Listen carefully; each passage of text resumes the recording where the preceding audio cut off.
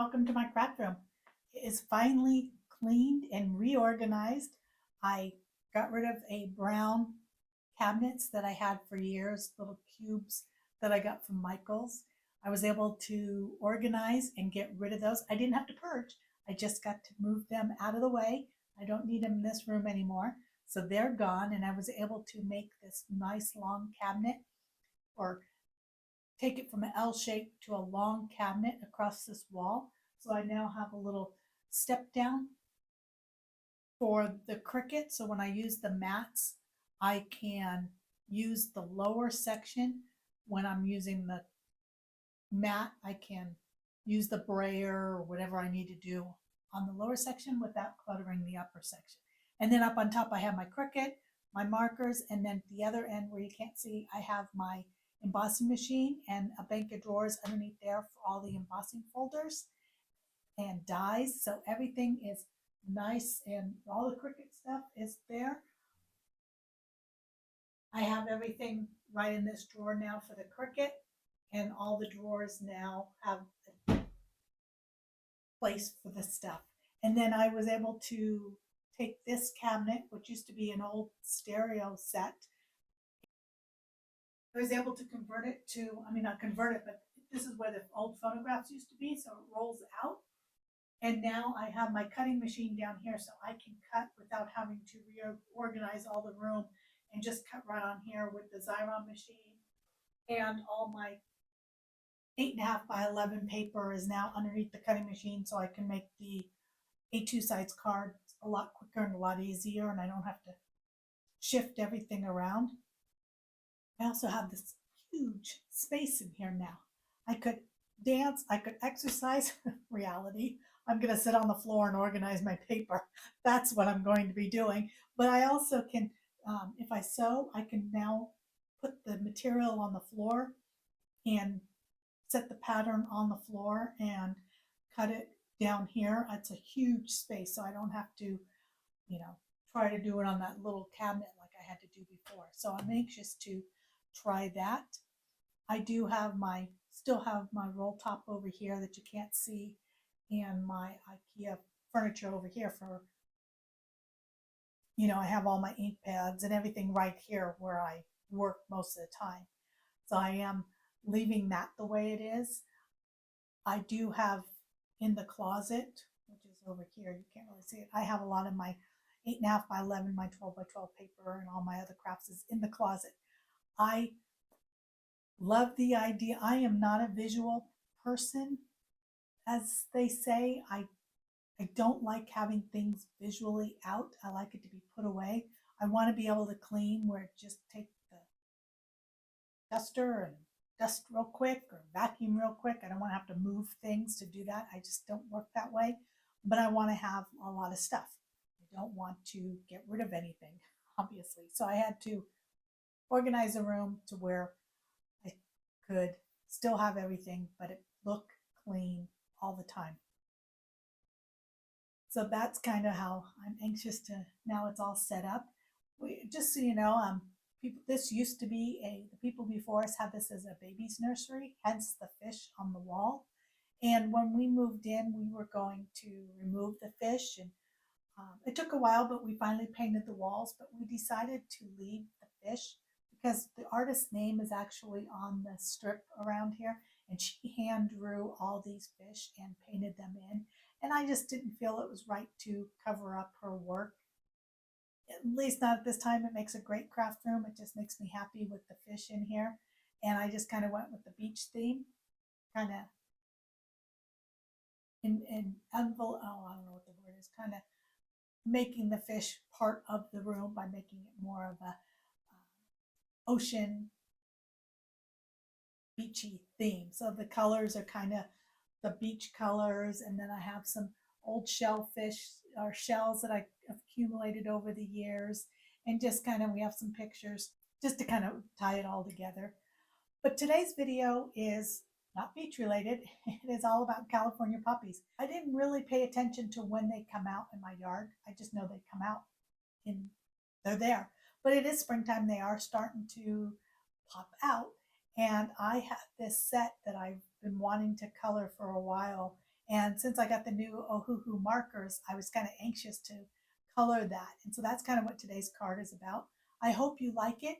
Please like and subscribe so you can see more content from me in the future. I hope you enjoyed as much as I do. I just love coming in here. I close the doors, turn the TV on, and it's just a relaxing space. So I hope you enjoyed today's video. Let's get started on how I created this card.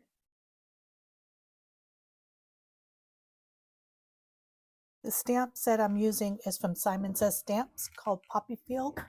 I did not want to use the whole image. This card is 4 1/4 by 5 1/2, but I wanted to get the most poppies on the card. So I used the acetate from the packaging to line it up, and then I put the stamp on top of that packaging. Then when I go and lift that up and remove the packaging, when I stamp the flowers on the cardstock, I will have the placement exactly where I want it. I tried to just do it without using the packaging first, and yeah, you can get close, but it was hard to see through a clear image to see exactly where all of it's going to be. So I found it easiest to put the packaging down, line it up to that, and then stamp from there. I am using Memento ink for this since I will be using my alcohol markers, and it is a large image. You may need to do it once or twice just to make sure you've got the right pressure for all of it. I did use my tool here to really push down the ink into the card, and maybe if you have a new ink pad you don't have to do it as much, but I felt for this project I needed to keep pushing it down and getting the right ink in the right spot. From this point forward, for the next 10 minutes, just sit back and watch I color. These are all the colors that I grabbed from the Ohuhu markers, just in yellows and oranges because I was trying to match the California poppy. There's so many different colors of poppies you can use. I've seen the red poppies, which I think is the colors from the Wizard of Oz ones. There's the reds. There's so many different colors, but I was specifically trying to match my poppies that are in my yard. Well, not yet. They're starting to sprout from the winter. I should be seeing some flowers shortly, and they are all the California wild poppies that are out there. A little bit of trivia, if you didn't know this, the theory is it's illegal to pick a California poppy. Well, it's not illegal to pick the poppies if they're in your yard or in your friend's yard. They're illegal if they are wild in the outside. So along the freeway, on the hills, if they're not anybody's property, they're just wild, you can't pick them. But if they're in your own yard and you've planted them from seed, or you got the plant from the Home Depot, you can pick those poppies. It's not illegal. It's only the ones that are wild. But honestly, I was born and raised and still live in California, and I don't even pick the poppies that are in my yard. It's just inbred in us that you can't pick a poppy. I don't know why we get such a phobia, but it's just something we've always heard. So back to the card for a minute. One thing about coloring images like this, you can't follow me and I can't follow you. It's as far as coloring exactly as I do. It's a feel, it's a look. When you color, it's just how you feel for that petal. You may want it to be more yellow, you may want it to be more brown, you may want it to be more gold. It's a feeling, it's up to you. This is where we get to use our creativity and color the way we want. Some people may color this in one color, just an orange poppy, and be done with it. You could do it that way. You can add more and more colors. This could take you anywhere from 1 minute to 10 minutes to color the way you want. Don't try to follow exactly. You can see the colors that I used, but I go back and forth between the light and the dark and the medium and another light and another dark until I'm happy with the color that I've got. You just keep going. Here I felt that this one was okay. Time to move on to the second one. Now I did try to start with the dark orange in the middle because that's how a poppy is, and then they get brighter on the edges. I did try to focus my coloring from dark to the lightest, going all the way out. There was a couple times that they're a little bit oranger on the tips of the flowers, so I tried to incorporate that on a few of them just to be a little bit different. Again, every flower is going to be different, which is great for this stamp set. It allows you to be totally different. And here I'm saying don't get dizzy because I turn my paper all the time. Even just for one little thing, I turn it. I don't know why. I've tried not to, but I just can't color without turning it to a direction that I need it. And another thing is, as you're watching me color, I am left-handed.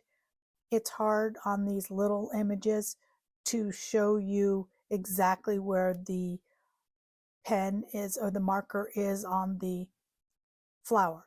Just know I'm coloring. Just keep on coloring. It's hard to film that part of it, and I apologize. It is sometimes very hard to see what I'm doing, but I do move the pen and kind of come in so you can see the overall effect.